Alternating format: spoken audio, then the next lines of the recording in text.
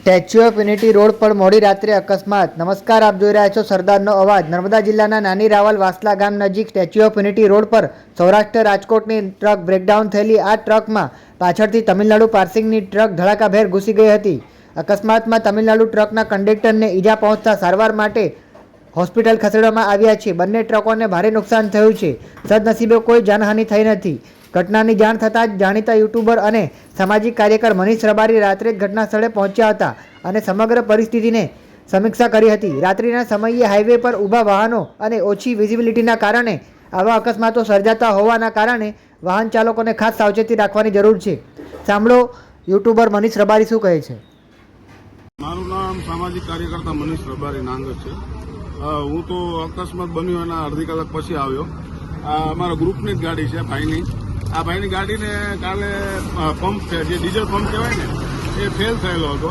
એટલે ગાડી અડધી સાઈડમાં અડધી રોડ ઉપર થઈ. ગાડી લોક થઈ જાય એટલે ગાડી ઊભી રહી જાય. તો ઝાડ બાળ સાઈડમાં રાખેલા, પથ્થર બી રાખેલા અને પાર્કિંગ લાઇટ પણ ચાલુ હતી.